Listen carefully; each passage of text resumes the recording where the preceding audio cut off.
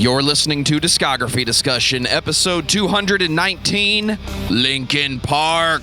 Hosted by Dan Terry. No. John Beatty. That's why I said I'm controlling the narrative now. And Joseph Wren. Dan was literally drunk the whole time. Presented by discussmetal.com. And if you find a place for your head between these headphones, then you are ready for this episode of Discography Discussion. I am Joe, that is Dan, that is John. What is up, everybody? Welcome to episode... No, hold on. I don't know what episode number it is. 219, Linkin Park. We're talking about Linkin Park. This is something new that we're doing for you guys. We are going to be doing video versions of the podcast.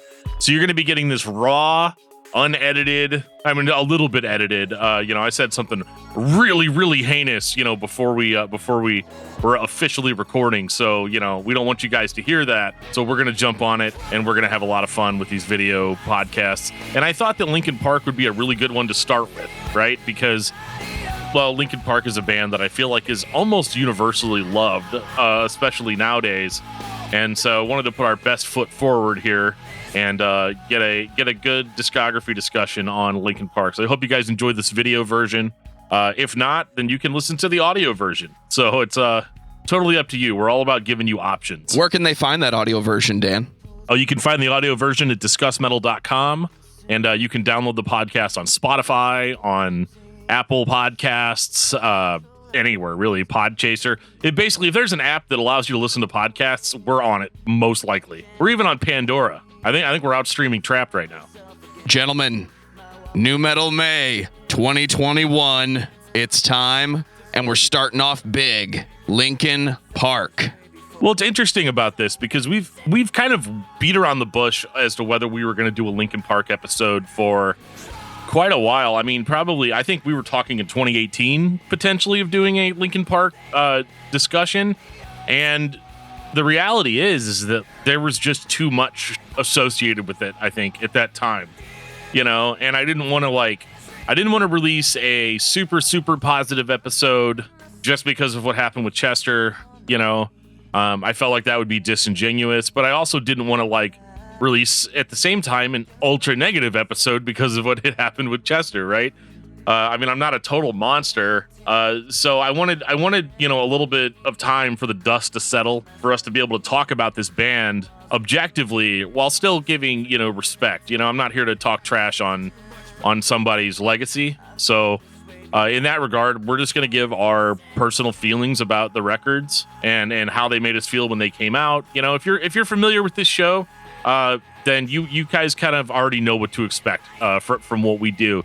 But for me, but for this one in particular, if this is your first episode, I want you to know that we're just giving our honest opinions here, and this isn't anything meant to demean anybody.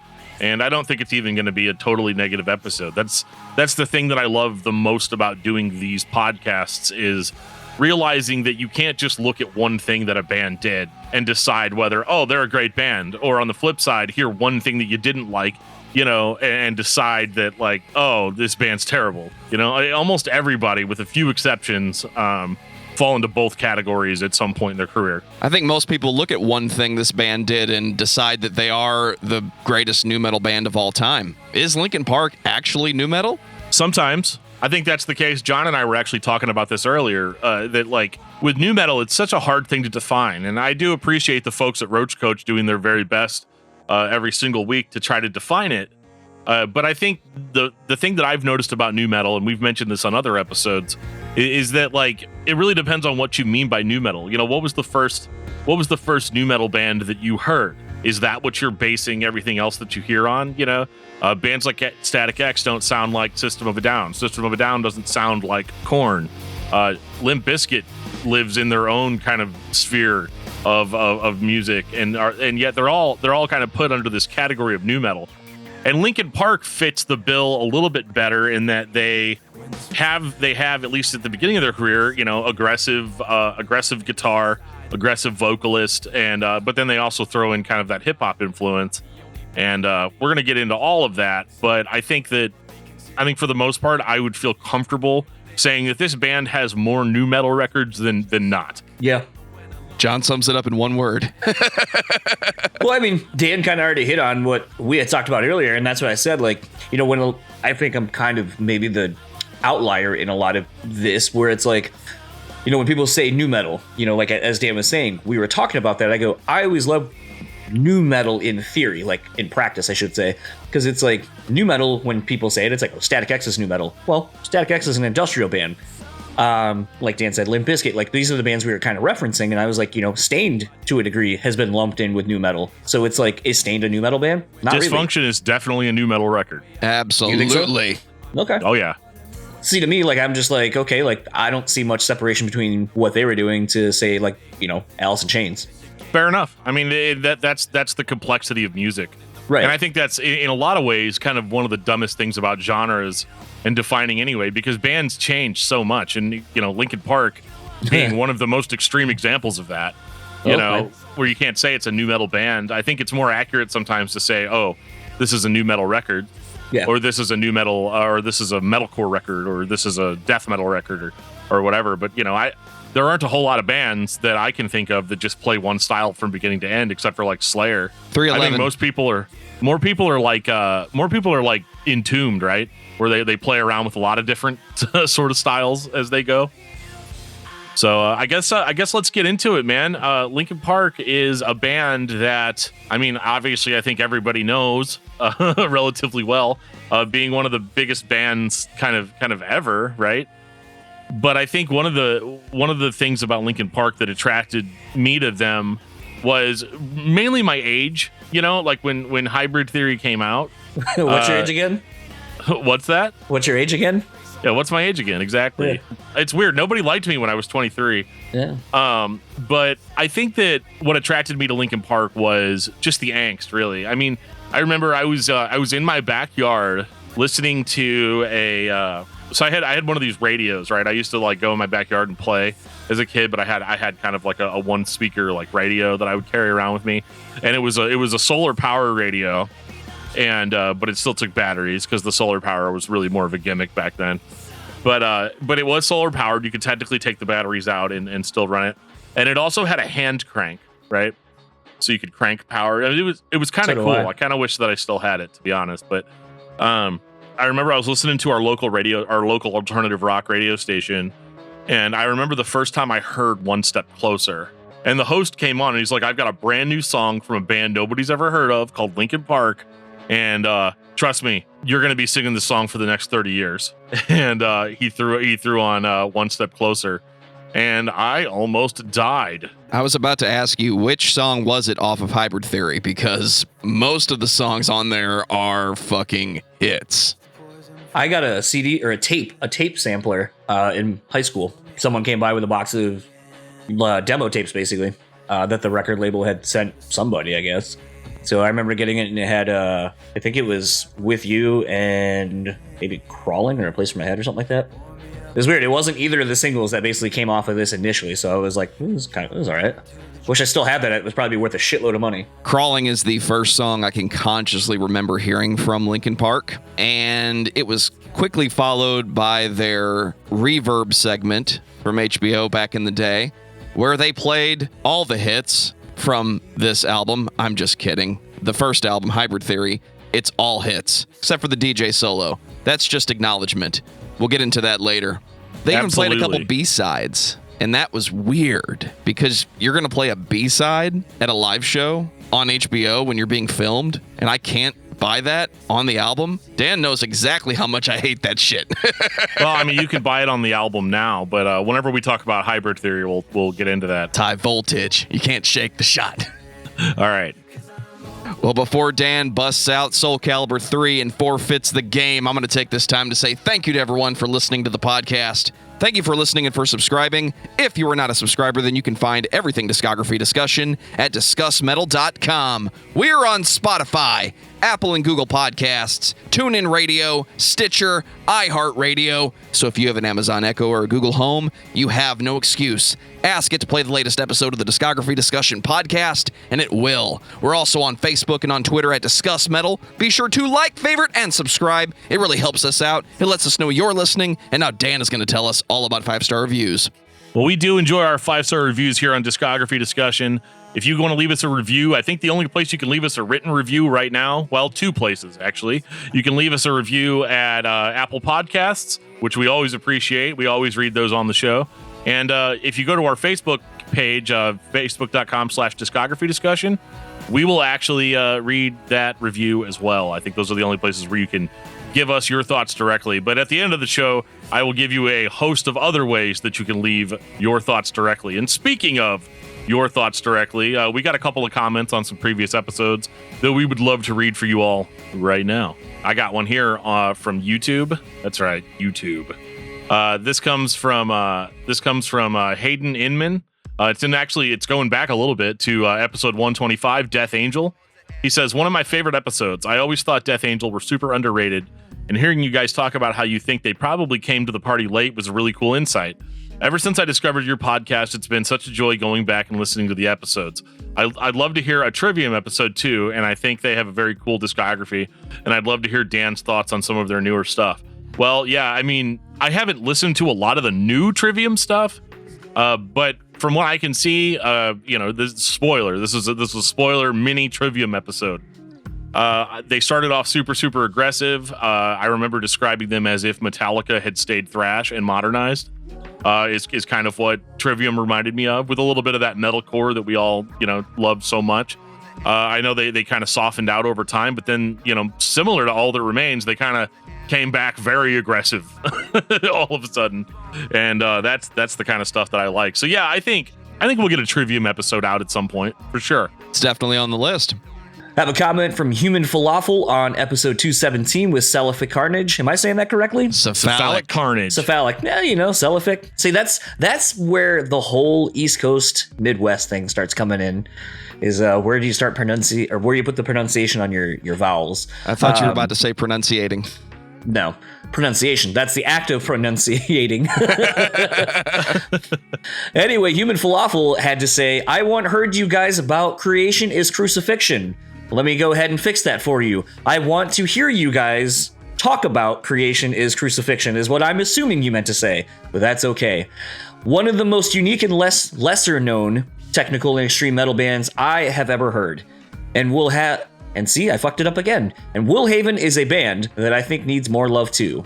Well, maybe those will be added to the list, because I think at this point we just have every band ever on the list. So don't worry, in the words of Joe, it's on the list. We should get Scott from Zayo to come on and do a conversation about creation is crucifixion, because he was in that band once upon a time. Just make that happen right now, dude. I'd send him a message. I think to be in Zayo, you need to have been at least in 6 other bands before you can join. Yeah, but what about those guys that were in Zayo back in like 1993? You think they were in 6 other bands? Well, they're in 6 other bands now. That's true. That's fair enough. It's the rule of 6. Everyone knows that. Well, we really appreciate that feedback, guys. We love reading those comments, and it's a way for us to just tell, like, oh my God, people actually are listening to the podcast, and whether what you say is positive or negative, it gives us the feedback that we so heartily desire as people that put our opinions on the internet. It's always fun to kind of see how your opinion stacks up to whatever the general mindset is, and I think this Linkin Park episode is definitely going to have its own share of that. I don't think we're going to agree on everything. You want to shout out our beloved patrons, Dan? I would love to shout out our beloved Patreon subscribers. I would love that so much. Let me just pull the list up. It's been ready for days. Oh yeah, no, we're good to go here. We've actually got a couple of new ones, and I'm excited to read these for you guys. Yeah, let me step in for a second. This list is getting huge. Thank you to all of our patrons. You guys are awesome. Seriously, you're making this shit happen every single week. We appreciate you. It's you keep our microphones lit. Is that do you guys have to light your microphone every time? Absolutely. Like okay, cool. All right, so these are the music makers. These are the guys that make this podcast happen. And that would include Jeremy Hall, Kyle Driver. Thank you very much, sir.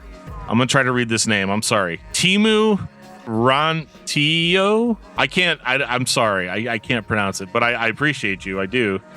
Dangerous Dave, Ryan Rowe, Richard Renz, Christopher and Rebecca Sherling, Big T, Josiah Heiberg, Luke Robinson, Brandon Miranda, Ken Zapla, Tantalized Funyuns, Best name ever. Jeremy Prince, Josh Moser, David Brown, Samuel Woodward, Brian Dean, Kiki Kuti, Do You Love Me? I do love you. Lance Allagood, The King of Metal. Alex Sander, Patrick Asplund, and Jeffrey De Los Santos. The actual Mac. Thank you guys so much for your contributions every month. Like I said, I can't even begin to express my gratitude. Just in that, this is a podcast that started as a labor of love, and it has continued because of your love for what we're doing. And we love hanging out with you guys every month and talking on the Discord server and all of that. It's literally one of my favorite things to do. I even got in it recently. John's all up in that Patreon, on that Patreon, love the Patreon hangouts, all of it. They're interesting. Yeah, we got another hangout. We got another hangout coming up here pretty soon. But I think by the time you're watching or hearing this episode, more than likely it's already done. So I'm just going to go ahead and say that it was great, and I can't wait to do the next one. It happens every month, right, Dan? Yes, I'm not going to have a massive migraine for this one, so I think we're going to be good. One of the few hangouts where I was like, all right, guys, you guys keep talking. I'm going to peace out, go to sleep. And that is exactly what I did. At the end of the episode, if you want to become a Patreon subscriber, we will get into how you guys can do that. And so let's get into it, guys. Linkin Park. This is one of those things where, people are going to, if people share the video, they're going to be like, they don't start talking about Linkin Park until 18 minutes in. So, Dan, tell me about Linkin Park. Well, Linkin Park is a band that started, I'm just going to call them a rock band because I think they've at least consistently been rock for their entire career. But basically, Linkin Park became very famous in the early 2000s. They actually started off in 1996 as a band called Zero, and then changed their name to Hybrid Theory in 1999, and then eventually ended up obviously changing their name to Linkin Park after that. And of course, that's whenever they hit their biggest stint of popularity, was on their first record, Hybrid Theory. This is a band that actually has a lot of material prior to Hybrid Theory, not really in the way of full-length albums, but I don't think I've ever seen a band that has as many B-sides and demos as Linkin Park has. 2000 Hybrid Theory. So with Hybrid Theory, this is most people, at least most people that are our age, this is their first foray into Linkin Park. A lot of us heard One Step Closer or Crawling or Points of Authority. I mean, this is a record where almost every single song was a single. I mean, I don't think that there's any song on this album that I didn't hear on radio in some way. Pushing Me Away was a big single. In the End was a big single. Crawling was a big single. Points of Authority was a big single. One Step Closer. And I want to even say I heard Paper Cut on the radio several times. It was just one of those things where this band blended kind of the nu metal stylings of bands that we'd heard before. Similar to something like Korn, although not nearly as dark. But they had the aggressive vocalist who had a very smooth voice and also kind of a very intense scream.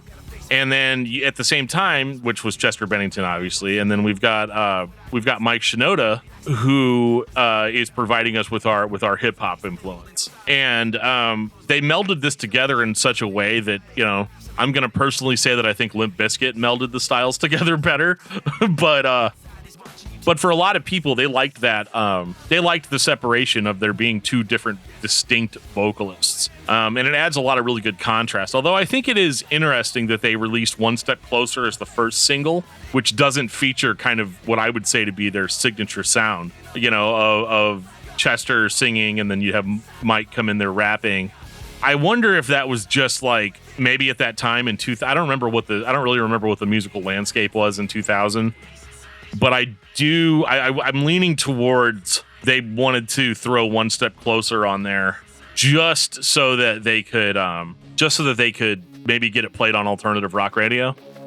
You have to mention that Linkin Park was huge in the year 2000. They just were. It was the ultimate mainstream version of the music that we all had been listening to then for at least 5 years.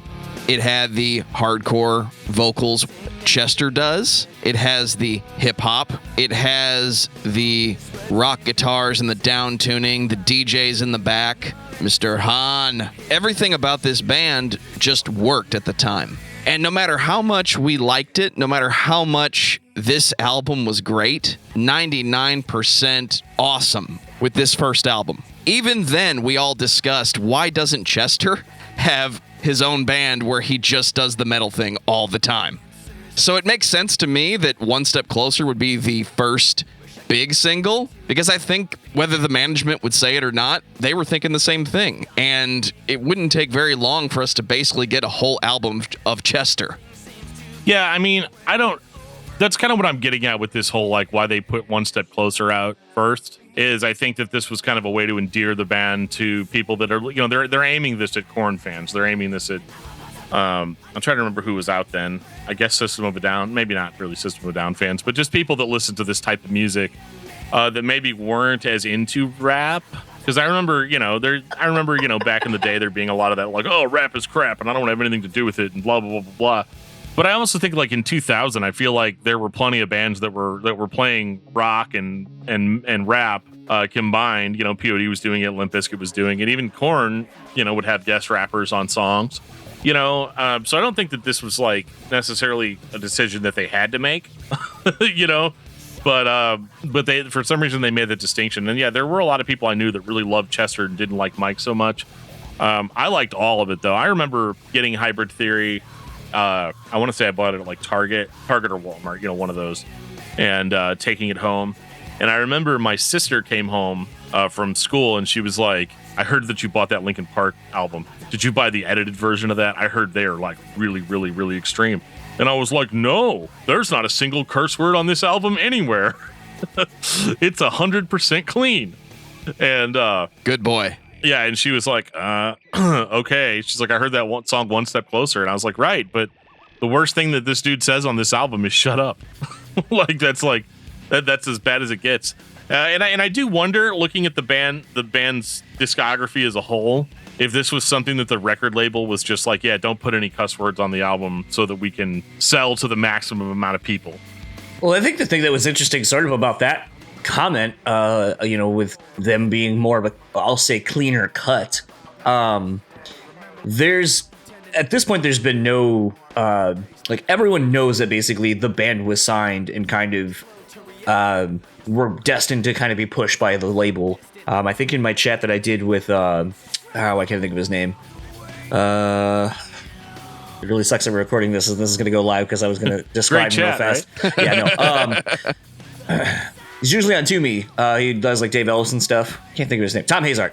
Tom Hazard has kind of made comments, when working with different labels and putting street teams together and so forth, that this band, Dan had kind of talked about how weird it was that there were so many B-sides before this record came out and this band was known. And the theory kind of is that the label wanted to generate buzz because the band didn't really play out. They didn't really build their name the traditional way. So what they're trying to do, so it's been alleged, is kind of putting out music and make it seem like they've been around for a while and give them more credibility than just being like, hey, here's this first record and we're going to push the shit out of it because it's good, first and foremost. But secondly, we think that it has something to offer in that space that you're not seeing. Whereas, your Jonathan Davises and all the people in Korn and Fred Durst and all these people would eventually get on magazine covers and so forth and get on TRL. They didn't have what we would say are traditionally good looks.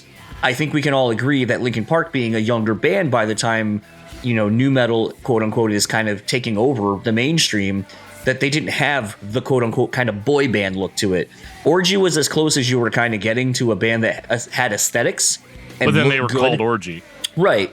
So it's one of those where I think this takes a lot of and I hate to say it like this, but takes a lot of the tropes that we were looking for. And this might have been one of the more homogenized versions that we were getting of like, let's see if we can make this thing be successful by having a band that just happens to look good, writes really good songs and all those kind of things. And let's kind of give them a little bit more credibility so people will take it as a band and not something that we're kind of forcing on them. So I do think that this is an interesting record and they're an interesting band because I thought, based on the presentation of One Step Closer, that they were probably my age, in high school, maybe a couple years older than me. Yeah. And I thought that was interesting where I'm like, oh, wow, here's this really young band.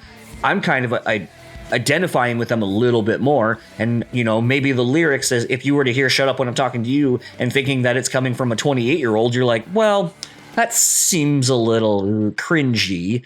But from an 18 to a 22-year-old, maybe you're like, okay, I get that because that's how I feel. So I just think that that's part of, to me, something I've always thought about with this record is just kind of the presentation of the band. Yeah, and I must have been like, 15 or something at the time. And so obviously Shut Up When I'm Talking to You is the least cringy thing in the entire world. It becomes Was it your going away a message? Yeah, like it's one of those. My mom came into my room and told me to turn the music down, and I told her no. Shut up when I'm talking to you. Like it definitely plays into the supposed oppression you have as a middle age or as a middle America. Middle-aged. Yeah, as a middle-aged man now myself. No, but a middle school age. I believe is the word you were looking for. A middle America, with disposable teens, suburban kid. It plays into that really, really, really well. It's almost like an irresistible drug. And then you throw in, speaking of irresistible, this record is filled with ear candy. There's nothing about it that sounds undigestible. It's all very, very smooth, right down to the mixing. Even with heavier songs, like the opening riff of "With You" is probably the most aggressive moment on the entire record, besides One Step Closer, or even the breakdown in "Runaway." But like you've got like they're playing "With You" and it's like super heavy. It's in your face. It's the most Korn-like riff I've heard them play. And I don't know. I would say By Myself is maybe got that one for me. But then it smooths out though. By Myself is very heavy, yeah. But it's heavy for Linkin Park. And I think that's one of those things where it's like you hear By Myself. And, if I hadn't heard By Myself back in the day, there's no way I would have ended up checking out stuff like, Converge later on that was like really noisy. And I know it's crazy to make that jump, but like this is the first time where I'm hearing, feedback and noise as music. But it's done so digestibly, it's got this candy coating around it, and that's the way I describe kind of all the guitar I hear on this record is like it's got a candy coating around it. And it might be good inside, but the outside's nice and sweet and easy for you to get into. And I think that's why this record was as big as it was. So I want to put a pin on Dan's comment because that's something when we get further on, I definitely think we'll showcase because a lot of people, as we will say, I'm sure, will say like, man, the band really changed. I would say yes, the sound may have quote unquote changed, but like Dan just said, and keep in mind when we get there, they're really good at writing poppy, clean sounding things. So that's been we'll say that's been here from the jump. That's been a part of their sound. I want to put several pins in what he just said because feedback, being heard as music for the first time, just wait till we talk about Nirvana eventually because Dan used to listen to a shit ton of Nirvana. And I want to call out and encourage everybody to find all 4 versions of this album's songs that they can, that I'm aware of. We're going to talk about Reanimation briefly, but this album, there's demos for this. There's a Hybrid Theory EP that has other versions of these songs. So this record had really been crowdsourced. How many different ways can Mike Shinoda mix these songs and release them to people and then decide which versions are the best? It's not impossible to find, and I encourage everybody to listen to it because some of that stuff probably makes sense when you're making a mainstream album, but there's some really cool shit that they took out. There's an entire bridge rap for Crawling that, to this day, Dan knows I think is the superior version of that song. But I think that's the difference of working with a big name producer and I think kind of almost the detriment of having two producers technically in the band between Mike and then what Joe Hahn does with a lot of the strings and samples and so forth, is you can take a song in so many different directions. And if a lot of it started probably either with a very basic arrangement of an acoustic guitar or making a beat and then kind of doing something around it, the problem is you can add so many fucking layers and go in so many directions. And I know on the album we're going to talk about after Reanimated, that was a problem they were having. Demoing songs and then writing them, but they were like, well, I kind of like how this goes this way, but like, do we take it that way or do we kind of go where it started? And I think that's kind of the problem, a good problem to have, I guess, is that Linkin Park can write a song and they probably could do a ska version, a hip hop version, a indie version. Like, they have those tools and that wealth of knowledge to pull from. But I also wonder to a point, like, if that makes it harder to focus on a song and just kind of let it be versus being like, well, I'm going to tinker with this and make it a little bit different, do it kind of something else to it. Yeah, and I think, and to Joe's point about there being so many different versions, there's a version of Hybrid Theory that you can buy or you can stream on Spotify, which is the 20th anniversary edition, and it has everything. If you're looking for a definitive origins of Linkin Park release, this is it. It is like a 6-disc compilation, and I'm not gonna lie, in preparing up for this episode, I was like, I don't really need to listen to Hybrid Theory again, but I pulled this up anyway, and I went down the rabbit hole and I listened to all of it. Yeah, I mean, it includes the entire Hybrid Theory album, the entire Reanimation album, the entire Hybrid Theory EP, and then all of the different mixes, a bunch of live stuff. There's a lot of B-side rarities. There's so much. Does it have my chorus in there? Yes. Raindrops, put the rhythm on the pavement. Fuck yes. Yeah, you can pull that up. But so like this record is exactly what I needed at the time. And I think it's what a lot of people needed at the time. Because again, this was also a heavy band that you could actually show to your parents and then be like, well, that young man seems very angry, but he's not saying cuss words, so I guess it's okay. Like that was just like the system of morality back in the day. Of like, well, they're not saying all these words, and it's not like that band Korn that released that awful song "Children of the Corn," that sort of thing. So these were very clean cut, and if I have any negative at all, and this is coming purely later from life, because to say that I had any problem with Hybrid Theory when it came out at all would be a lie. It was a perfect record, and it's in a lot of ways it still is. Even though it may not align with my particular criteria for a perfect record, from a sales standpoint and from a musical standpoint and the consistency standpoint, it is a perfect record. It's completely flawless. And with a lot of the new metal bands that were out at the time, one of the biggest things about them is that they were it sounded like guys in a garage writing songs. It sounded raw. It sounded in your face. Linkin Park took kind of all of that away in the sense of every single song. Like I would say the only thing that's lacking in really is a lot of like sound dynamics as far as production goes, where everything is leveled out at the same volume, which, for 2000, that's pretty much a textbook example. And that's why a lot of the times I like going back and listening to some of the B-side versions of these songs, because they do contain some of that rawness. There's a song called Part of Me on the Hybrid Theory EP, which is probably my favorite Linkin Park song from this era, and it wasn't even on the record. High Voltage also being an incredible song. I actually like some of the more mic-heavy songs from the original demos and stuff. And so it's definitely awesome to just listen to the record, but absolutely go back and listen to some of these demo versions. I think you're going to find a lot to like. And now we can talk about Reanimation. I mean, I guess. So in 2002, Hybrid Theory was like the biggest record ever. If you asked somebody that listened to the record label and listened to the radio. So we didn't get a new album by Linkin Park. We got Mike Shinoda playing with his MacBook and many of the currently popular lead vocalists of bands showing up to do remix versions of the Hybrid Theory songs. Is it worth listening to? Some of it is. Take a shot at it. You might like it. If you enjoy the early versions of the Hybrid Theory songs, you're going to like another version, maybe. But it was a bit of a put-off for me as a fan because I wanted new songs by the band. I didn't want a remix, and this is not the first time this is going to happen. So stay tuned for 2004. Well, I think the thing that's interesting, sorry, Dan, that's interesting about this and that I think a lot of people kind of forget is this is the beginning of the era of, sorry, my chair is slipping. This is the beginning of the era of, I think, labels and or bands realizing that they need to constantly have something out there before fans will forget about them. This is where you started seeing like the Used put out like those B-sides records in between every record they were doing, and it came with a DVD that they, you know, showcasing the band on tour and so forth. And it was, you know, I kind of liken this to what Victory Records used to do, where they would constantly put out different versions of records. This one came with, you know, a live CD. This one comes with a DVD. This does this.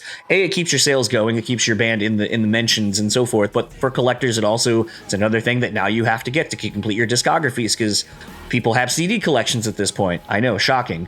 But it's one of those where this is right in that sweet spot of bands doing things like this, I think, to keep pushing records and to keep their name out there while they're able to write a record and kind of buy themselves more time before that thing of, I haven't heard from this band in a while. What happened to them?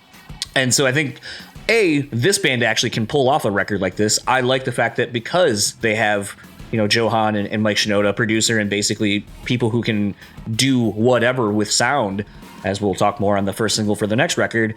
But this is a really cool way to kind of bridge nu metal together. I mean, you have Jonathan Davis, you have like all the heavy hitters basically represented on this. There's, you know, Steph from the Deftones even. So it's one of those where you're kind of, you know, they have a foot in what's popular and the scene that they're in, but they also still have a foot in the underground, you know, electronic and hip hop. And again, as we go further on, it's when they kind of quote unquote deviate, I again feel like there's always points, quote, of authority, where you can see that basically they've always done these kind of things. They've always been unapologetically themselves. They've done whatever they've wanted to do. So this is why we typically probably wouldn't talk about a record like this, because we didn't with Candiria and so forth. This, I think, is important to hear because, like Dan said, it was reissued in the Holy Shit Deluxe version of Hybrid Theory for the 20th anniversary. But this also, I think, sets up some stuff moving forward that we'll touch on as well. So I think it's a great record to check out. I think it is one of the few instances where they really did different versions of the songs that everyone knows and loves from Hybrid Theory, but actually gives it a completely different spin, completely different lyrics at some points. It was always funny watching people coming in when this record first came out and they start singing along to the song. I'm like, don't do that. And then the lyrics would change because they're not the same. And then someone would be like, you're like, I told you, you don't know these lyrics. I actually really enjoyed this. And I think it's because I listened to Hybrid Theory so many times that it was cool to get kind of this blendered version of it, you know, where there's elements of it that you know, but then there's also stuff that you didn't know. And like at the time, unless you were like really big on like downloading songs off of like LimeWire or Kazaa or whatever, you didn't even know about songs. Yeah, you didn't even know you didn't know about songs like My December or songs like High Voltage. And I think it was a very intentional choice for them to put those in because the band seems to enjoy those songs, those particular two B-sides. I think maybe this was one of those, they always wanted those to be on the album, but you know, I can definitely tell by listening to Hybrid Theory on its own that it's, you know, they wouldn't have really fit anywhere without messing up with the sequencing a little bit. So like I kind of appreciate that that they were left off, but I think the band to a certain degree didn't want that to be the case. But yeah, and you know, once they sold 1 billion albums, I think everybody was like, yeah, okay, you can do what you guys want. It's fine. And you know, Joe, you wanted new songs, right? Actual new songs, yes. Actual new songs. Well, you know, I don't know if this is going to be the record to do it for you. 2003, Meteora. I remember buying this motherfucker day one. Same. And you know, Somewhere I Belong was, because the other thing that, and we haven't talked about this with this band, is just how visually interesting the band was too. You know, all their videos from Hybrid Theory were really interesting. The fact that they made an animated video for Points of Authority, I think, for the Reanimated album, Somewhere I Belong looked massive. You know, it was just the scope of it. It was beyond kind of what any of the other bands were doing in this scene. I would say, aside from Korn was trying to do different stuff, but I feel like even, you know, a song like Got the Life with the Bullet and the technology being used with the CGI at the time was still crazy. It wasn't like what even Korn would kind of do, like on Issues, where like their videos felt bigger, like they had a big budget. Linkin Park was one of those first bands that like kind of reinvested their money back into, you know, their videos, and they were a big deal. They were, you know, number one on TRL and all that kind of stuff when that was still a thing. And it's one of those where, you know, the radio pushed the shit out of Somewhere I Belong. And it's a great song. I loved on the DVD of them showing, I think it was Chester playing these 4 chords, and then Mike's like, give me that for a second, chops it into 4, turns, like mixes the order up and then reverses it to get that kind of thing that starts the song. It's shit like that, like when you see how the band works or how they are able to create even something as simple as that is the beginning of a song. It's just really fucking interesting to see these are talented people through and through. And the fact that, you know, Mike or Joe Hahn basically does a lot of their videos. Like I said, I can't ever forget seeing the making of Somewhere I Belong, and Joe Hahn had a monitor on his DJ area, and so when they do those wide crane shots, I can't not ever see it now that he said something about it, like, because someone's like, well, how are you directing, but you're in the shots? And he's like, oh, I have a thing on my stand so I can see it. And then like I said, when they do those wide crane shots, someone's like, oh, I wish you never would have said that because now I can't unsee it, or green screen that fucker out or something. But this record, like, to talk about how hard the expectation was to exceed Hybrid Theory couldn't have been bigger. If there was ever going to be a sophomore slump record, Linkin Park were poised to have that be what happens to them. And again, fucking just home runs all across the board. The fact that they pay so much attention to track listing and the way that the album is presented, you know, the way Forward starts into Don't Stay, like, and then kind of the way Don't Stay ends to where Somewhere I Belong kind of picks up. Like, there's just so many great ways that this album flows in and unto itself, and provides just a really great listening experience. I think the parts that have always worked, like the heavier guitars, they figured out how to make them more accessible. Like, you look at a song like Faint, that guitar riff is awesome and it's huge. Man, did they figure out a way to fucking pop that up and make even like their heavier songs, like the Shut Up When I'm Talking to You part on here is obviously the part from Faint at the end of that. And, you know, Chester screaming, but it still sounds pop. And it's just incredible to see. I think Don Gilmore did both of these 2 records. And man, this is just, again, what a fucking great record. Top to bottom, all the singles hit. And I mean, when you look at these records and see stars next to almost every fucking song as being the most popular, it's like, Jesus Christ, what other band can you say, like, yeah, everything they put out on both records, the best songs on those records? Yeah, and I think the biggest question anybody has when a band puts out a record like Hybrid Theory, and even when Reanimation came out, people were like, oh, this is the new record, so they can't do this again. They're trying to, you know, extend the life of these songs. You know, me and my dumb friends, you know, had conversations like that all the time. But this is an interesting thought of, like, if your favorite baseball team wins the World Series and the next year you're like, oh, you think they can do it again? You know, most of the time, probably not. You know, but they've done it here, and I think part of the reason is that they didn't really change their strategy at all. You know, they literally executed the same plan again, in the sense that, like, this record is very cosmetically the same record as Hybrid Theory. I mean, except it has a forward intro track. But, like, honestly, Pushing Me Away and Numb are almost the same song to me. You know, especially as album and it's not that they're the same song, but, like, it's just like, yes, this is what the Linkin Park album closer sounds like. You know, this is you've got a song. You know, you've got a song like Somewhere I Belong, which I think kind of reminds me a little bit more of, like, almost like a mix of Crawling and I don't know, like With You. Like, I don't know, there's they have the newer versions of basically the songs you already know. Yes, yeah. That's what I'm trying to say. Like, they're much more. I think that these songs do have a little bit of a different vibe, like from the atmosphere perspective, but it's still very much the same band.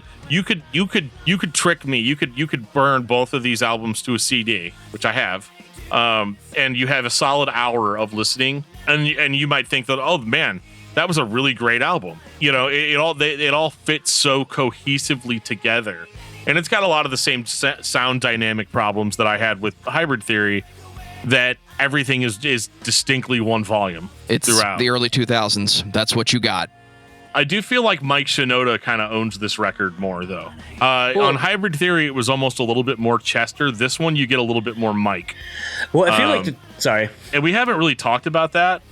We haven't really talked about that on the record or on the episode so far. What do we think about Mike Shinoda as a rapper? I think it sounds fine. I don't listen to enough hip hop to give you a definitive stance on Mike Shinoda's ability as a hip hop artist, as a lyricist. I think he's just there doing what he does. I don't have enough source material. I have a lot, but I don't have enough. John, I'm going to lean on you to put up a top 10 list and tell you where Mike Shinoda fits in. I just think what he does here works really well for what Linkin Park is, and I think his solo stuff is very entertaining to listen to. Well, John being our resident hip hop expert, how do you think Mike Shinoda stacks up? So here's kind of the hard part. You know, like I was saying earlier about Hybrid Theory and feeling like it's not homogenized, but it's basically when you're catering to that wide of a demographic, you're probably going to find the suburban kids who don't really know fucking anything about hip hop. And to them, Mike Shinoda is like one of the best rappers. It would be like someone from being a huge Korn fan be like, well, Fieldy's the best bass player there ever is. And it's like, no, that's really an inaccurate statement. Right. Les Claypool is staring at you angrily right now. Les Claypool or Jaco Pastorius or, I mean, shit, even Cliff Burton. Like, I mean, there's countless other better bass players. Flea. But it's one of those where, compared against his contemporaries in this scene, I would say Mike is probably one of the better ones. He feels more natural with what he does. And I think it's because he's also a songwriter and a producer, so he's able to kind of be able to ride things. And that's what I think the Reanimated record really showed, since I feel that was very Mike heavy, bringing more of the hip hop electronic influence in. And I think Mike is pretty serviceable for what he does. Is he the best? No. There is something I've kind of been trying to figure out for a little while. You know, you look at mainstream quote unquote rappers like a Pitbull, to a degree now, I would say Ja Rule is one of those people. But there becomes this thing where when you compare it to what we as hip hop fans would say are like some of the best, I wouldn't even put Mike like in the top 100 probably. I could think of so many other people who are better from a lyrical standpoint and have better cadence, rhythm, whatever than Mike does. For what this is, it works just fine.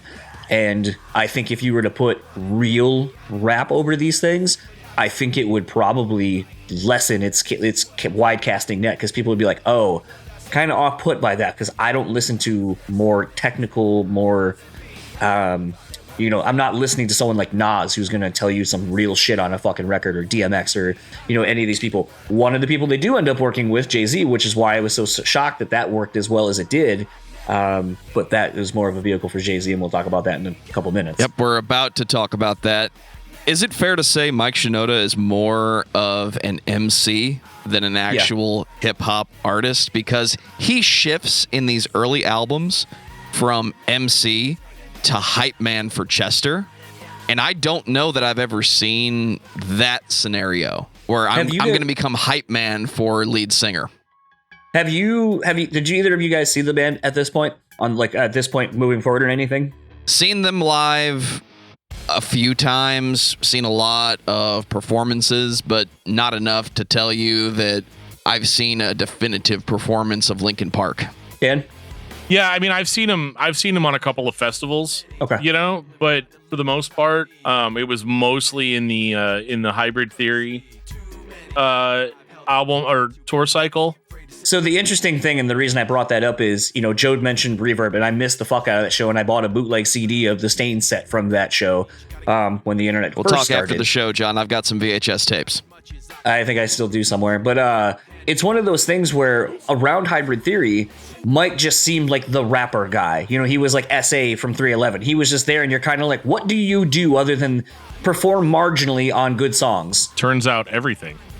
So that's the thing, is by the time Hybrid Theory comes out by the time Reanimated and then really Meteora comes out, and when you start seeing the band live, you see Mike playing keyboards, you see him playing guitar, you see that he is this ancillary musician that's really kind of able to pull all these pieces together and really fulfill the band's sound in a way that you weren't aware of on Hybrid Theory. And even in the live performances, Mike was just the other guy on stage with Chester, and you're like, oh, you're a two frontman kind of a band.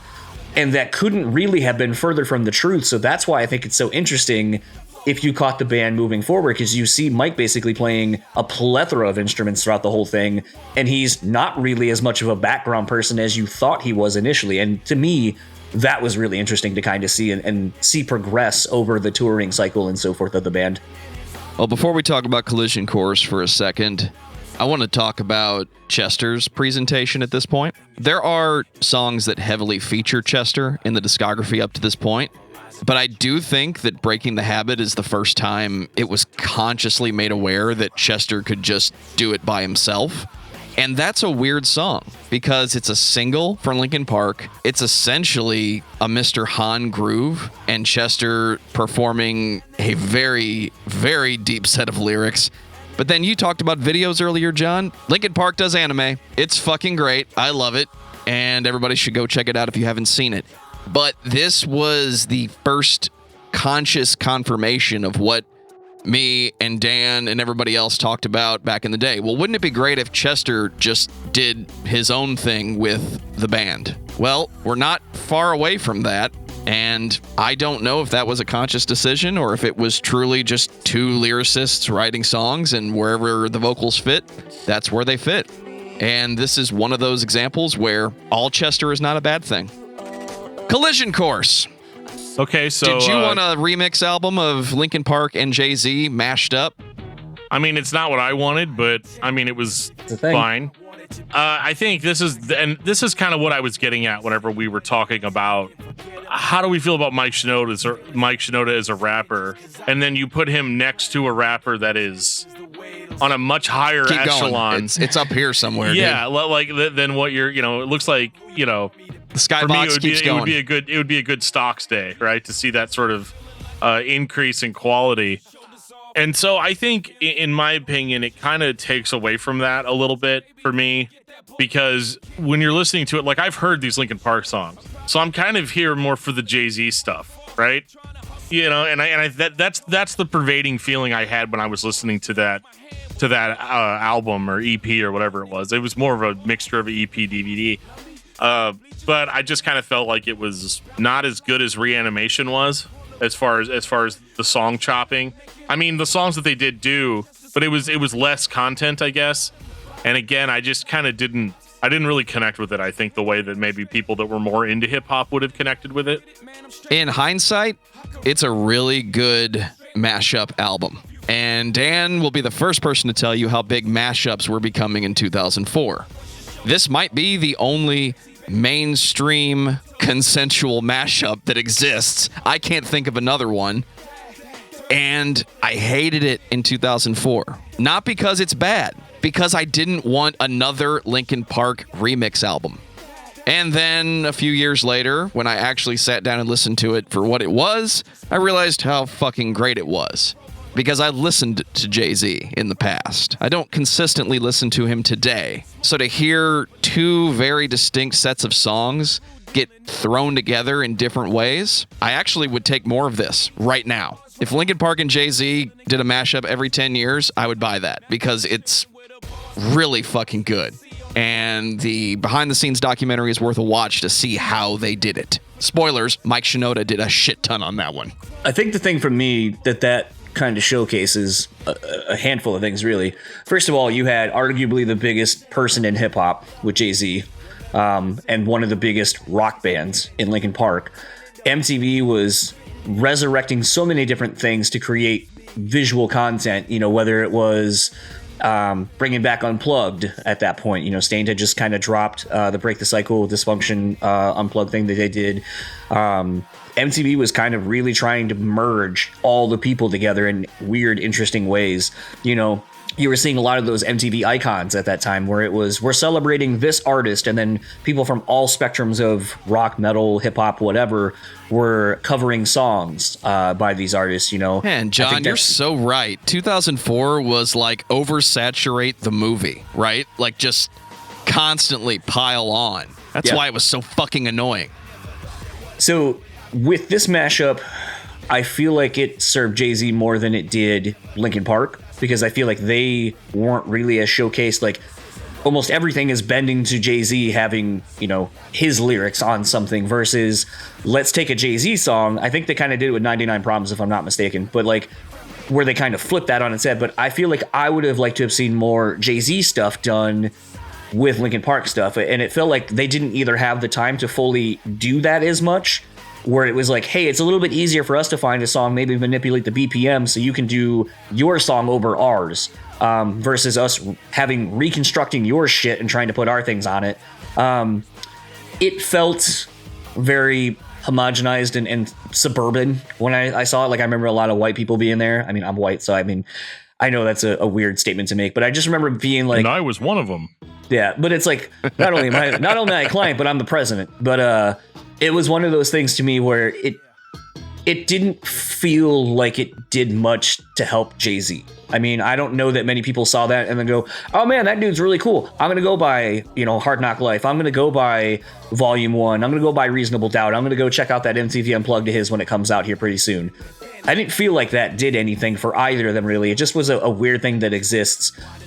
But I think it was also off of, and I might have my year wrong, but I think that was also an idea that MTV stole because the Danger Mouse Gray album had just come out, where Danger Mouse had done the Jay-Z Black album and mixed the White Album by the Beatles, and there we go. So they were like, we can't do that, but let's try to do a mainstream version of that where we can profit off of it, because now we have the rights to do so. So it just kind of felt like a very exploitive avenue for me. I don't really feel like it did anything to really help either person. It just was a thing. It's not bad. It's not great. It is to me. All right, you guys ready to talk about some real records? Sure. 2007, right. Minutes to Midnight. So I'm not going to lie to you guys. The first time I heard this record, I listened to the first two songs and then I never listened to it again. That's a shame. And because that was a mistake. I understand that it was 2007, but like I would have been fine with Hybrid Theory Part 2. You already have that. It's called Meteora. I'm sorry. Hybrid Theory Part 3, you know, to end off the trilogy, so to speak. And obviously the band recognized more so probably than I did that, you know, they can't just keep doing the same thing over and over again, and they can't just remix it and then put that out or mash it up with somebody else and put that out. This is the first Linkin Park album where I feel like they actually start sounding like an actual band. You know how we talked about on the first two records how it all seemed very, very polished, very, very studioed up, and the band did sound very good live. I'm not saying that it's not that they couldn't pull off that material, because they obviously could. But this is where they kind of start sounding more like a house band, like a house party band to a certain degree. And I can't say I loved that because it just wasn't heavy. Like they come off. They've definitely decided that they're going to cut the metal out of what they do and that they're going to basically be a rock band at this point. Correct my memory, please. There's really only one hip hop section on this album. For the most part, yeah. I mean, so they're going for more of a rock band sound. They're not really like playing punk. I know somebody was like, "Oh, they're just trying to play punk." I don't think that's it either. I think this is just more of like a. Does Rick Rubin produce punk bands? We want to be a positive, or not. I can see why they said that then. Okay. What I'm trying to say is that they've decided to scale back and sound more like a band would sound if they were just kind of playing somewhere at a house show, at a house party, something like that. And so, and I mean, Bleed It Out. I think the actual video for Bleed It Out is them at a house party. Yeah. Did they decide, or did Rick Rubin just produce this album? I don't know what Rick Rubin decided or didn't decide on this record, but what I do know is that this is not the Linkin Park that I signed up for, and I remember being really upset about that when I was younger. I can say after listening to it again, like revisiting it for this, I actually had a lot of appreciation for how well they were able to leave enough breadcrumbs of what they used to be in their sound while kind of moving on to explore much different dynamics in their sound. Like, Bleed It Out's the only time I can think of where you hear Mike distinctly.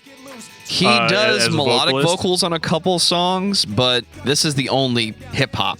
Yeah. So with that being said, I think that this record is actually a really good transition for them, because if you listen to this and decide it's not for you, that's probably a good stepping off point for you. But if you like Chester's voice and you like the more melodic side of the band, not that everything they have done before hasn't been hyper melodic, because it has, but in comparison to the old albums, this is a step down in the heaviness department, which is to be expected, because I think by 2007 you don't want to be a band from the early 2000s that's still playing nu metal unabashedly, and so they transitioned out of that, I think, really, really well. This record's more explicit than what they had released, at least as far as their mainline albums go, than anything they'd done before. It's the first, I think, that had a parental advisory sticker on it, and they were a little bit more grown up. This is the grown up. This is the matured Linkin Park. So it makes sense that over time some of that angst might have gone away, I think the angstiest song probably is Given Up, like out of everything, because Chester, that one probably has like the most kind of punky sound to it. But Chester leads that one 100%, and he does it with a totally different candor than he normally would.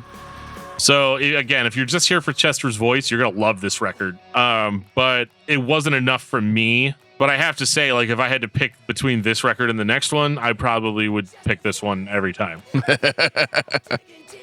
I know this is probably where a lot of people start the divide on whether they fell off, quote unquote, on this album, or if you are a fan who embraced what the band was doing on this record and kind of moving forward. Of note, like I was saying earlier, this is the first record they did without Don Gilmore. So I was kind of wondering and listening to this, and even when the record came out, wondering how much he was responsible for some of the band's overall sound that we were hearing. Is this possibly more of a reflection of Rick Rubin doing what he does, which is kind of pushing some bands towards greatness or pushing them into like weird territories, like that sometimes alienate their fans. Like, I'm kind of thinking of what he did when, he got his hands on Slipknot for Volume 3. It was definitely not what anyone was expecting after seeing what Ross did on, the first Slipknot record in Iowa. You get Volume 3, and I remember people being equally as shocked as they were for this one. So it's like Rick kind of has this penchant for making bands sound really good and writing cohesive material together. But it's kind of a thing of like, but at what expense does he maybe drive the sound that everyone loves from a band, drives them away from that?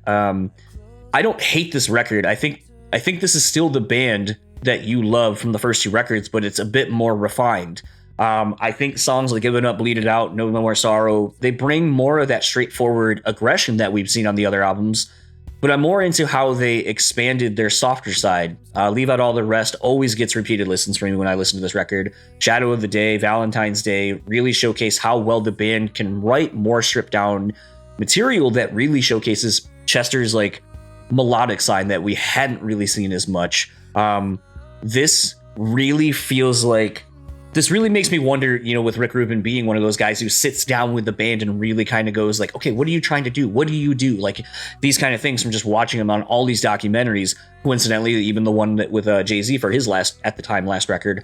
But it's one of those things where I wonder if he went to Mike and was like, yes, you add a really interesting dynamic, but I think you add more of an interesting dynamic being more part of the band, being someone who's kind of writing more and creating a vehicle for Chester. I think we have something unique with Chester in his voice. Like his screams sound like no one's I've ever heard. I swear, if you didn't tell me that was, if I'd never seen a video of him recording vocals, I'd be like, he triple tracks these, because you can hear like a mid-level, kind of a higher pitch and like a lower frequency. But that's just how his fucking voice is. Janis Joplin effect, man. Really unique in that way. Like I've never heard a vocalist sound like Chester. And this record, I think, is really a great vehicle for all things that Chester has done. Is it maybe what you wanted if you were looking for Hybrid Theory 3? No. But I think, like Dan said, and I don't think this can actually be understated, this was probably a band looking to get away from the nu metal tag, because this is when everyone was trying to get away from that and distance themselves as far as they could away from that. Linkin Park was big enough at this point and had proven that they could do so many different things. I don't think they had anything left to prove in that space, and they kind of wanted to challenge themselves to be more of a band and write something that maybe would have more of a lasting impact than what we have seen from like Hybrid Theory and so forth. And I think, songs like Leave Out All the Rest and Shadow of the Day and, What I've Done, I think culturally will have more of a significant impact and longer lasting effect, because I think people will come back to these records and go, wow, I really missed out on some really good songs, good songwriting. The hype around Rick Rubin at the time was that he revitalizes bands who are on their way down. I've never thought that was accurate, just because he released the American records with Johnny Cash and they sounded amazing, because Johnny Cash didn't need a lot of help to sound like Johnny Cash, and worked with Metallica on Death Magnetic. Okay, dude can strip a band down. He can strip down an artist. I think what Rick Rubin does is force a band to be themselves. Because you listen to the last Black Sabbath album with Ozzy Osbourne on vocals, it sounds like Black Sabbath. You listen to Minutes to Midnight, it sounds like Linkin Park doesn't have anybody helping them. And now they have to write interesting songs with meaningful lyrics, and we're not going to give you your MacBook, Mike, to get that beat perfectly tweaked. I wonder, looking back on everything, did Rick recognize that, yeah, the hip-hop stuff that Mike was doing was cool, but did he recognize that Chester had something to say, and that's why he's such a focus on this album? I feel like maybe Executioners, and I know that, or Fort Minor, and I know that record came well before this. I feel like that was maybe a way for him to kind of satiate that itch to get that out.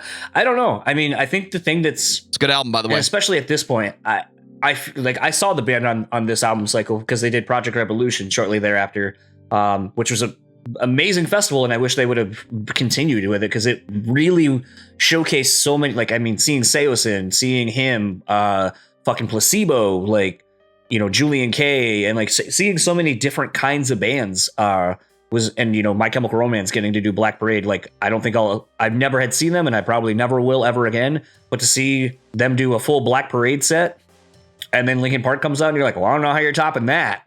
And then they come out with their giant fucking thing and basically play, most of Hybrid Theory and Meteora and a good half of this.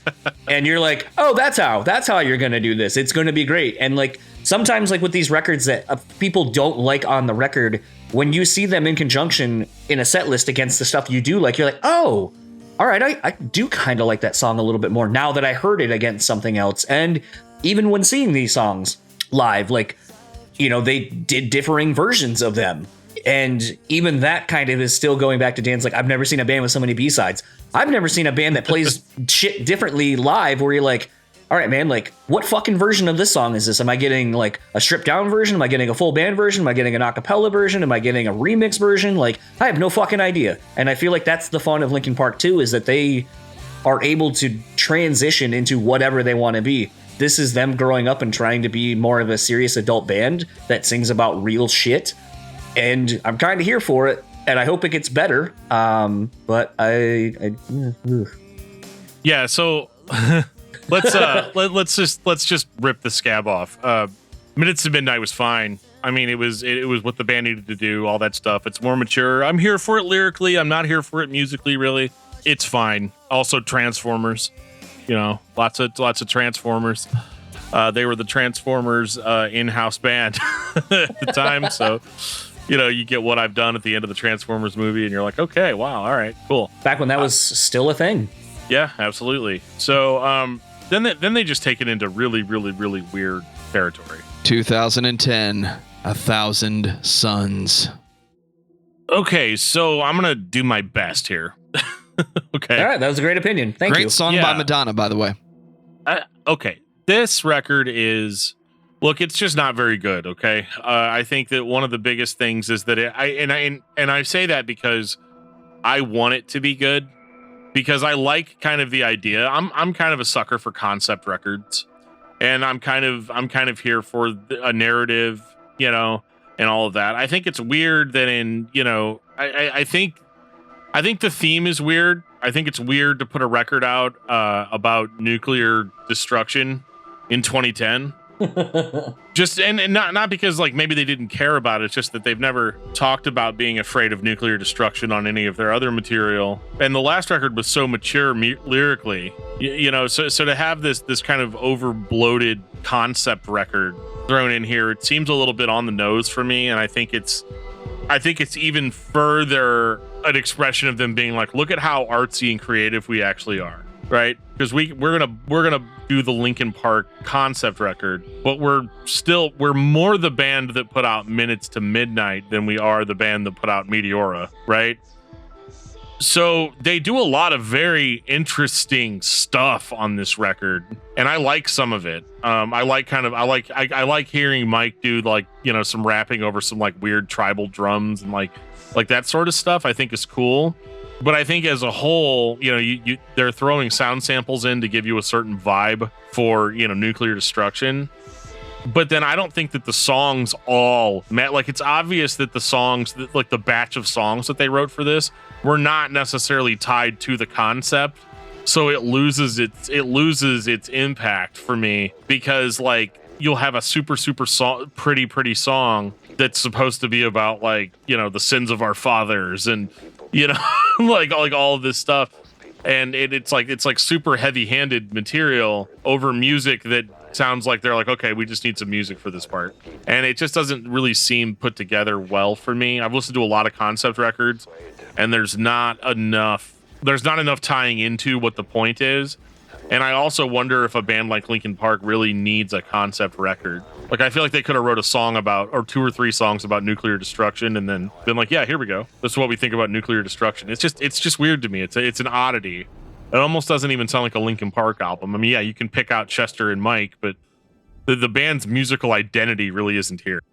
This almost, and this is going to be a weird pull that I just came up with, this almost feels like what Maroon 5 has turned into, where you're like, oh, you were a band. Now you're just a vehicle for your vocalist and somebody else. Are you even a band that like writes all your music, or are you just now, here's your shit, fucking sing over it. Now that's what we're putting out is this thing.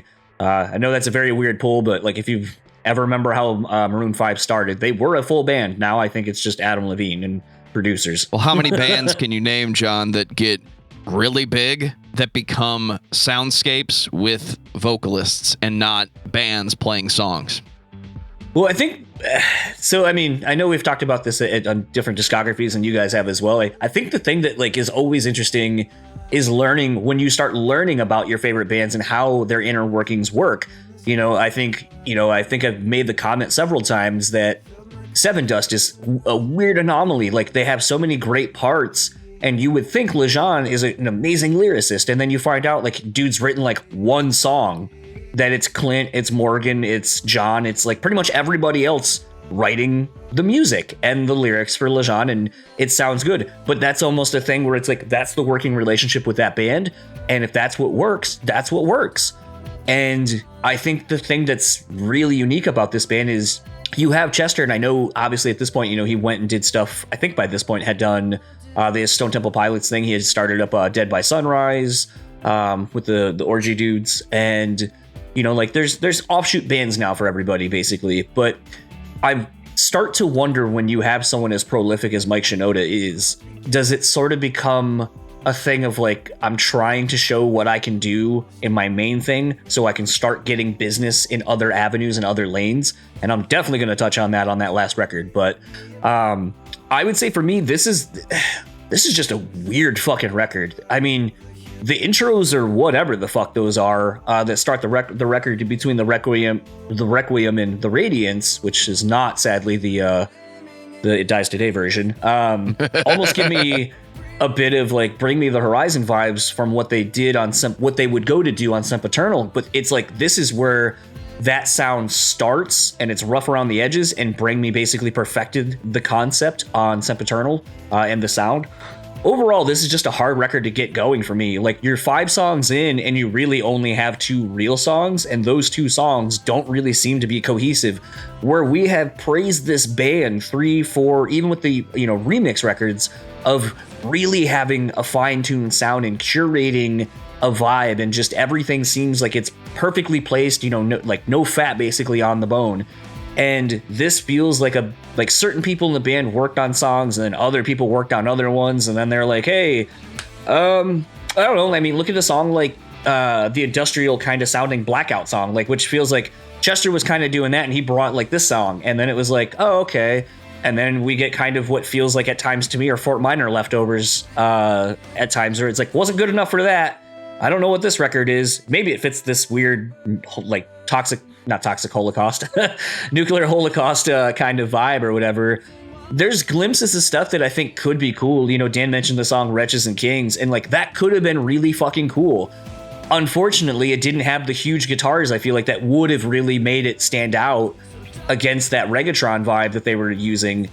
This just largely feels like pieces. Like, this is what I would imagine a B-sides or a remix album to sound like, where it's not fully fleshed out and you understand why. And that's really a bummer that you're basically following the 3 records that you did, where even on the last one, if you weren't necessarily a fan of it, you kind of were like, okay, like, can they get to a way where they can hybrid theory, Meteora kind of it up, where it's like really perfected in this new era of what the band's going to be. And I feel like they just fell largely flat on their faces on this one, which is really sad. Yeah, it's not their finest hour. And I appreciate, though, that, even during this point in their career where they're not putting out like great new albums, or this one specifically, this is the only one that I think is like really kind of terrible, but I think it's one of the biggest missteps. But Linkin Park still has enough star power at this point, where, if you show up and see Linkin Park, yeah, they might play a couple of songs off of this album. Songs. Huh? The beer song. Right, yeah. It's off our new record, 1,000 Suns. Cool. I'm going to get a beer and going to pee.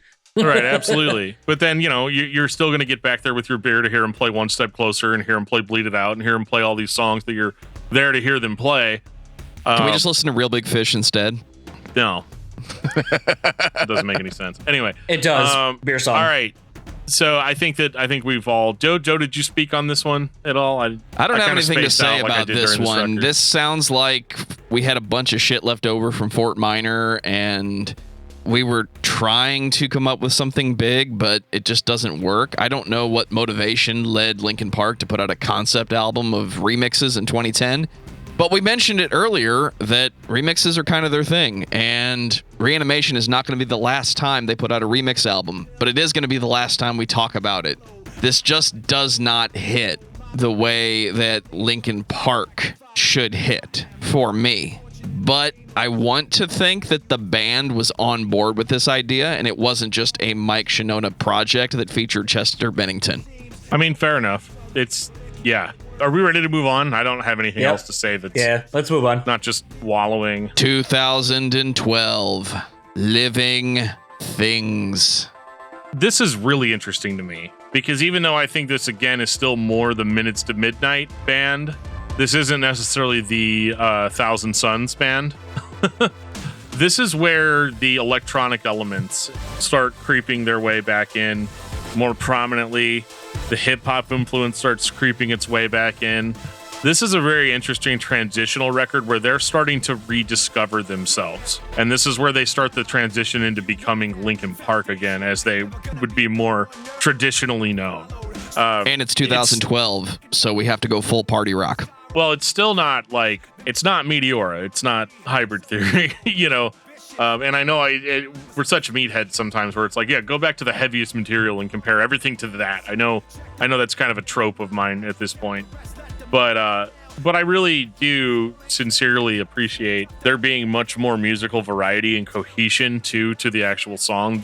They're back to making actual songs and not just like extended introductions and sound clips and trying to sell us on something. And this record actually ended up producing probably, this late in their career, produced one of their biggest singles, Castle of Glass, which I think is one of my favorite Linkin Park songs. And it's actually so good that it almost outshines the rest of the record because you have a powerhouse single like this. You have this powerhouse single like this that absolutely is what they needed to get kind of back into the limelight and to have another big, huge song to debut in a live show. It helps that it starts off with the Mr. Hahn drum loop.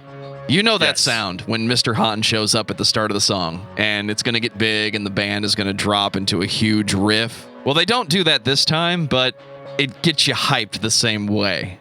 I think this record is that transitional record, and there's no other way to say it, guys. It just sounds better. It sounds like the production that makes Linkin Park sound good is here on this record. That's been missing for the past two. I like Rick Rubin. I like what he does. I love the American recordings, but thinning out Linkin Park is not something I needed.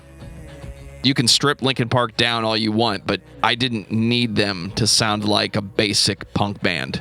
Linkin Park gets to sound like this. And even though this is lacking the heaviness of the first two albums, I feel like this has the same amount of intensity in the intent. They're wanting us to feel these songs like we felt the old ones. It just came out 10 to 12 years later. So this might be a weird comment to make, but I've always felt like, in as much as this feels like a return to the band's previous sound, I felt like maybe this is more aligned with Reanimation than, say, Meteora or Hybrid Theory, with an emphasis on the electronic hip-hop side. More of the ambient-style vocals from Chester versus his more aggressive ones. Overall, this collection feels largely like a B-sides from Minutes to Midnight to me, more than brand new songs. There were rumors that the band had written most of an album going into the beginning of Minutes to Midnight, you know, the recording process of that, and that they scrapped and rewrote what we ended up getting. So maybe this is some of those ideas. For me, this feels at least more like a bit of a return to form, but doesn't still quite hit the mark of the previous albums, even compared to Minutes to Midnight. This would have been more of a better transitional record after Meteora, to me, to get to Minutes to Midnight. Like, if we were talking like a progression, this feels like it should have been slotted in the Minutes to Midnight section, and then Minutes to Midnight would have followed because, hey, we figured out how to perfect this style that we were working on. 1,000 Steps really is just the outlier in the whole discography. Like, it doesn't belong anywhere. Like, it just is. It exists. And I don't know. I almost wish they take it away and then try to redo it and be like, you know what? You get a mulligan on this one.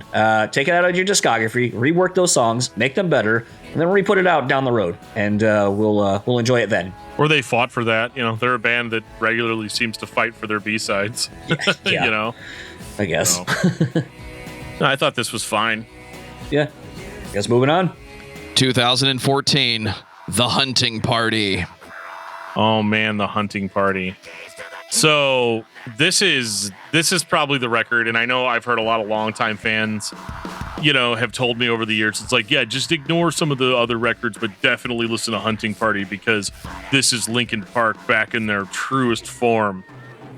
And while I don't agree with that 100%, I do think that at some point they were like, yeah, I really just want to like play some more mosh-worthy tracks. You know, I want to play some more mosh-worthy songs and bang my head a little bit more and kind of get into it. You know, maybe they're missing the mosh pits of the old days or whatever. So what you get is you get a sizable guitar crunch. You know, out of some of these songs, you get more back and forth between Chester and Mike like we'd had kind of in the old days.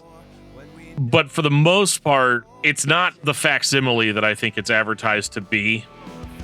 I think it's still the Minutes to Midnight Linkin Park, but they're at least like, they're acknowledging that maybe this is what their fans want, or maybe it's just what they wanted. I don't know. Like, I think for the most part, this is the most enjoyable album from their later career, but it's still like, it doesn't have that polished perfection that the first two records had. So, because I feel like Hunting Party, everybody's like, oh, it's so great, it's so great, it's so great, it's so great. It's a return to form. But had this record come out right after Meteora, everybody would have been like, this is the bad one. You know what I mean? Like, it would have been, everybody would have been like, oh, it's terrible. You know, it's kind of like, you know, whenever you are doing something that somebody really likes, and then you stop doing that for an extended period of time, and then you come back and start doing it again, and everybody's just happy that it's similar or that it's close. Like I said, I like the Hunting Party. I think it's a good record. I think it's heavy where it needs to be heavy. I think it has a little bit more depth, but it is still kind of missing some of that. I don't know. I can't put my finger on what it was about those first two records. Maybe it was just something that you could only accomplish in the early 2000s. But there's a little bit more of that modern rock, contemporary alternative rock sound in here still that they kind of really latched onto. And so I still hear a lot of that, and it's still kind of a turnoff for me personally. I don't think it's bad. I think it's quite enjoyable, but it's not the best that they've put out. It's a record by Linkin Park that has heavier sounding guitars. I don't know if it's anything more than that. We went from having this very solid sound to stripping that sound down so much that we started adding in pieces that we knew were missing. The last record was mainly the electronics. So now you've got the drums and the guitars pulled forward. I hate to say it, most people don't pay attention when Mr. Hahn is the guy at the front. Cure for the Itch, I can't count how many people skip that track. They're wrong, but they do it. So Linkin Park needs that rock sound. And spoilers, I don't think Linkin Park is really a nu metal band. I think they're a hybrid band. I think they were quite literal when they called their shit Hybrid Theory. So it's a rock band. Yes, you have to have the drums, the guitars, and the bass pulled forward to be a fucking rock band. Yeah, look like you got something to say. No, I mean, I agree. I don't know. I've said my piece on it, really. It's just that I think at this point, especially like where I had gone musically, between 2000 and 2014, it's hard for me. It was hard for me to kind of go back and listen to this and get into the mindset that I needed to be in to really appreciate it.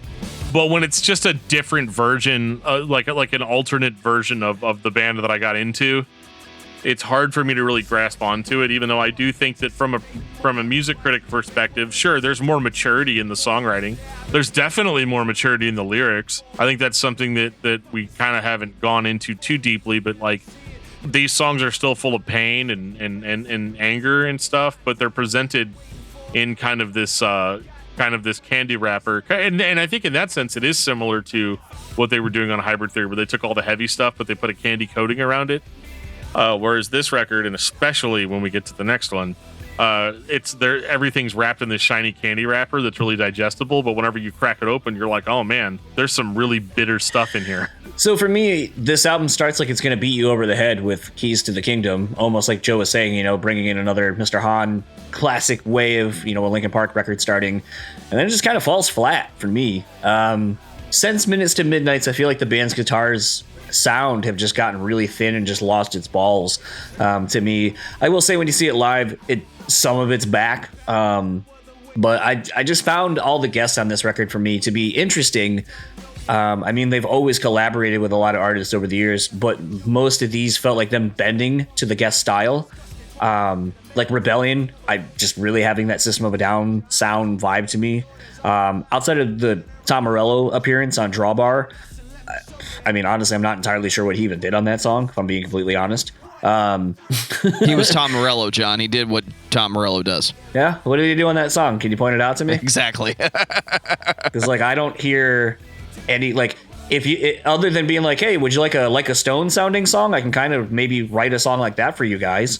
Just sans the cool whammy bar part that everyone knows. I'm just the chords. I'm going to give you the chords, and that's all I'm giving you. I don't hear anything that Tom Morello did. I feel like that's the weird thing about this record is it has guests, and I'm like, okay, were you trying to get some credibility or acceptance back from a scene that you had kind of gone away from, or that they're coming back to you, or I just don't know what the goal was with it.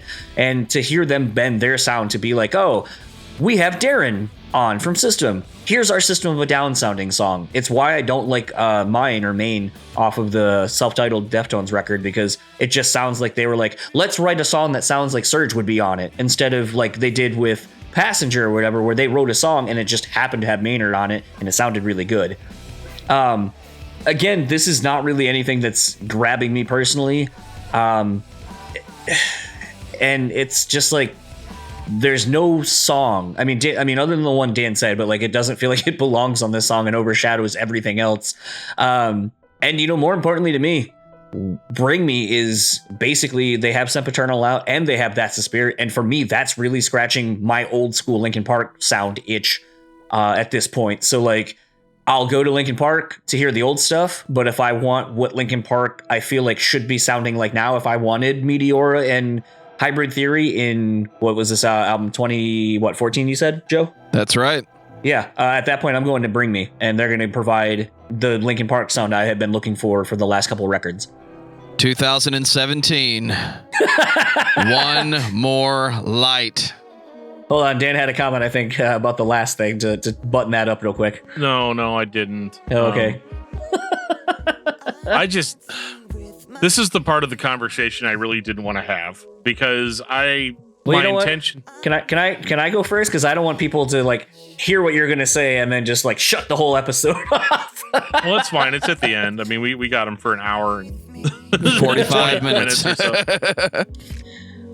No, go ahead. I'm just joking. I think we're all gonna have roughly the exact same opinion on this one. This is one of those what were they thinking sort of moments. And it's not that I don't hate pop music. I think sometimes people get the impression that I don't like anything that resembles a good hook or whatever. But like, I basically told you that the first two Linkin Park albums are basically pop rock, pop nu metal masterpieces, and that they're basically perfect records. So I mean, I can appreciate a catchy song, a pop hook. What you have is a record that basically sounds like a solo project between two singers. It's almost all electronic. It's kind of hard to even say that this record is Linkin Park, because it almost doesn't even feel like Linkin Park is present on the record as a band. It's like the stark opposite of what they were trying to do on Minutes to Midnight, where they're like, we want to sound like a band, in a room playing, or a band at a party playing.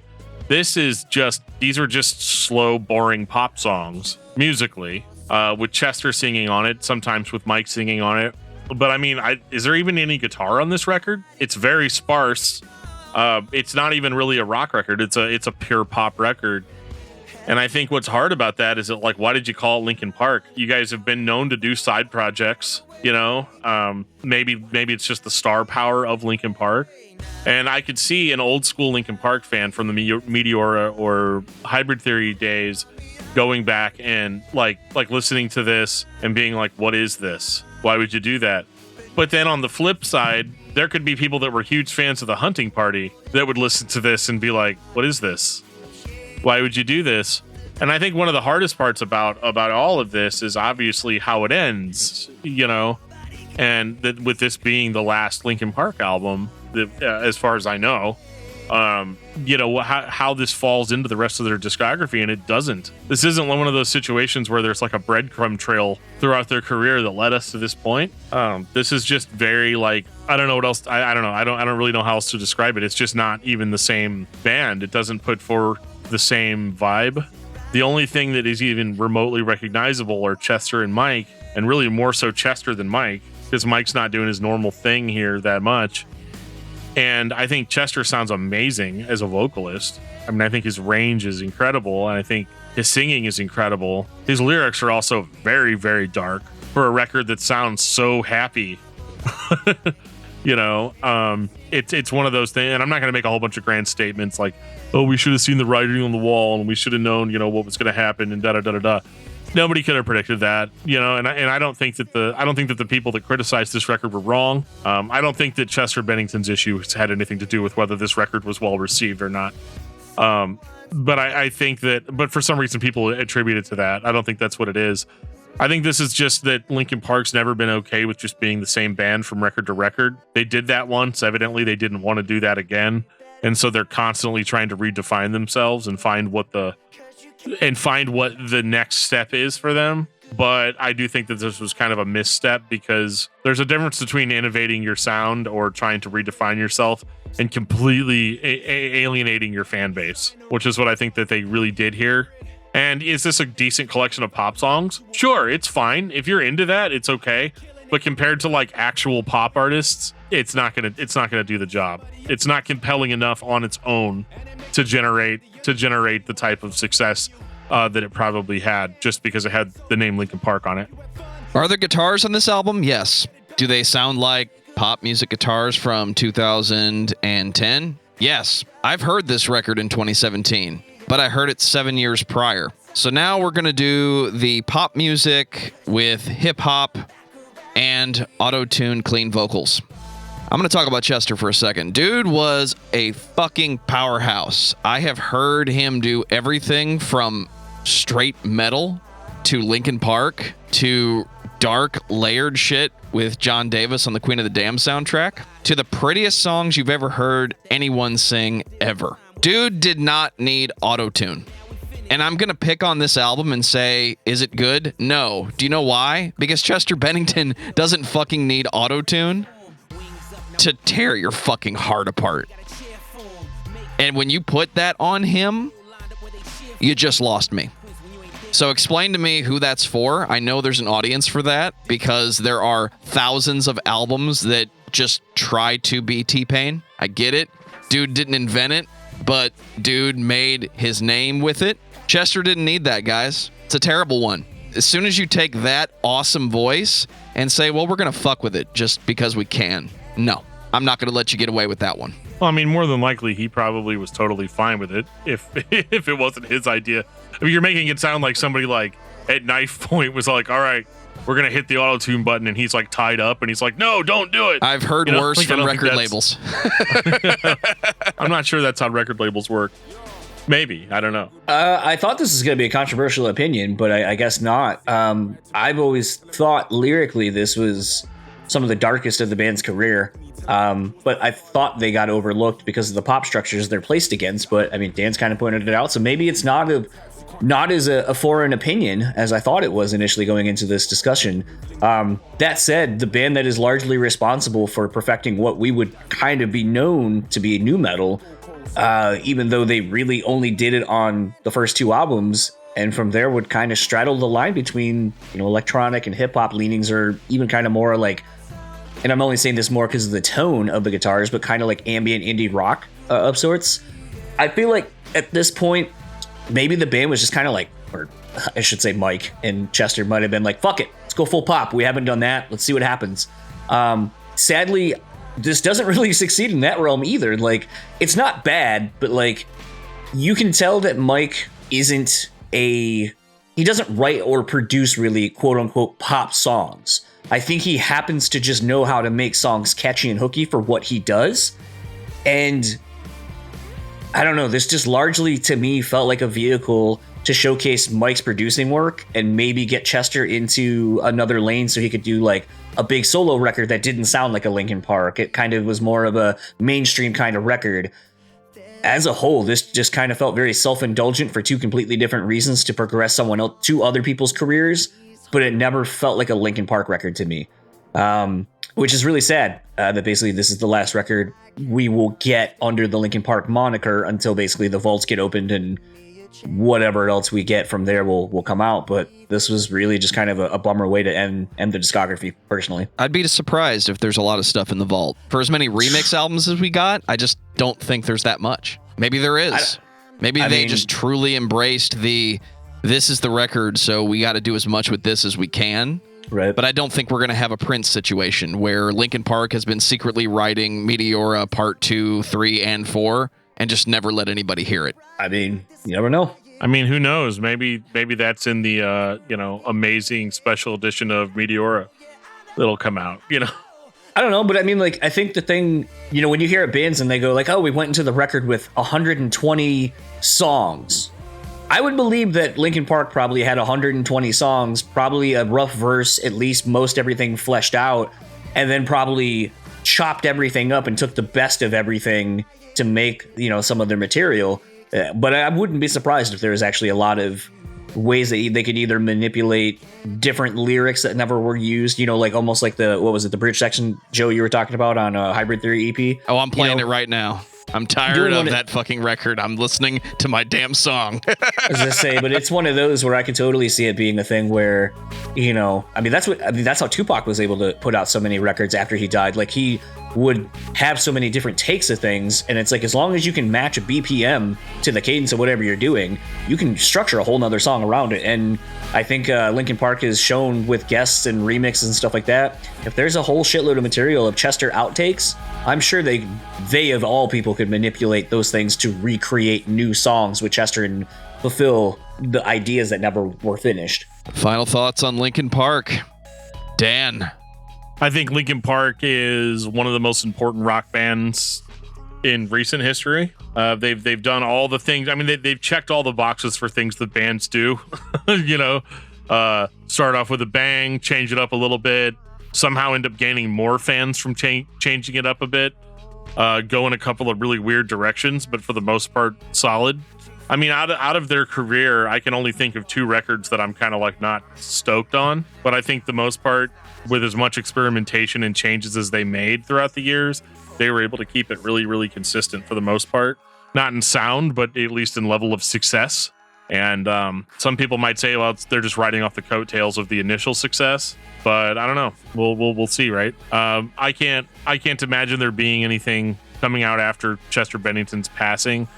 I don't think that they'll ever replace him. I mean, I don't know how you could, and a lot of people are going to be like, how come you didn't speak to that? And I just didn't feel it important to speak to his death or any of that, just because I think that there's a lot of weird varying opinions about it. And I think as the music itself stands, I think that they are one of the most important bands in their genre, whatever that genre is.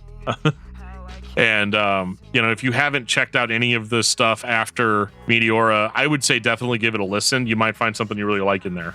John, what about you? I think the band is largely looked at and judged based on the first 2 records. When you think of Linkin Park, you think of Meteora, you think of Hybrid Theory.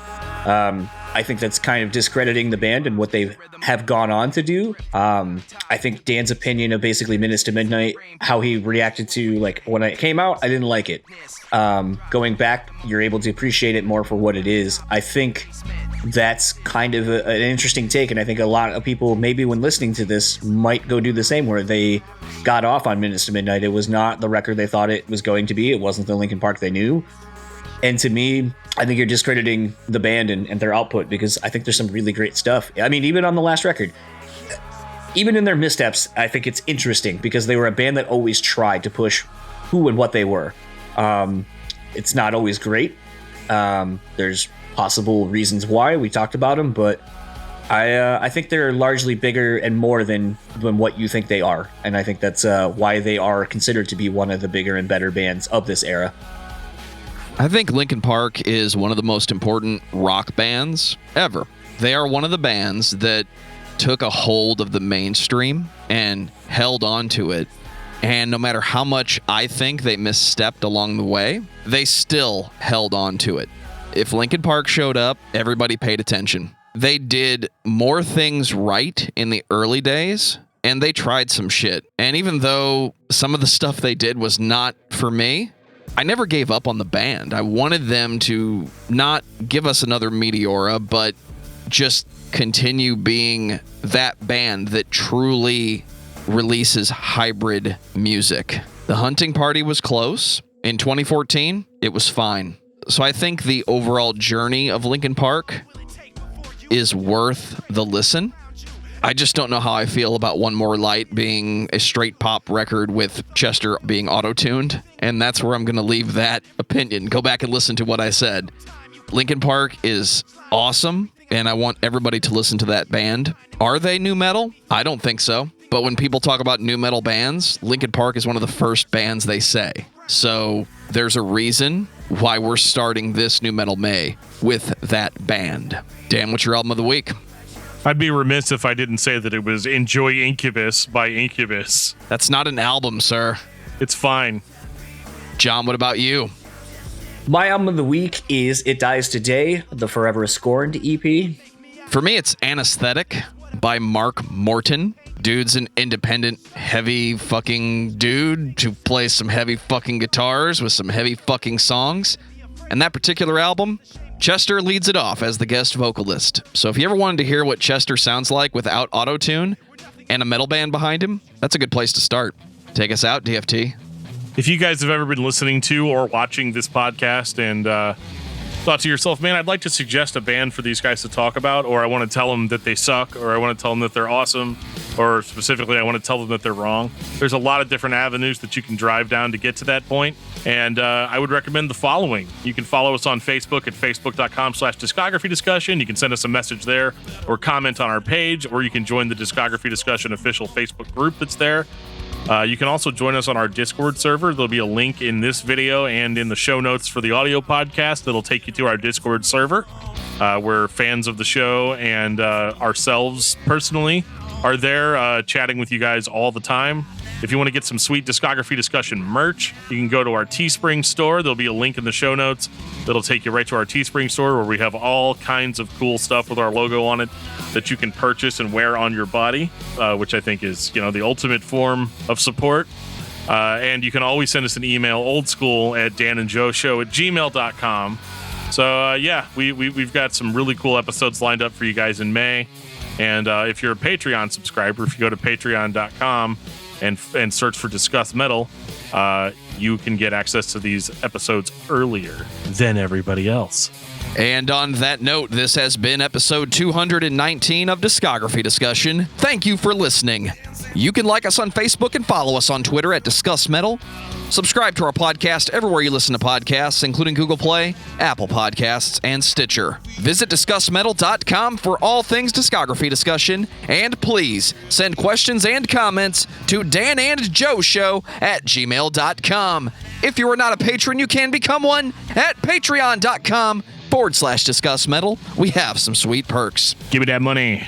$1 a month gets you into that exclusive album review feed.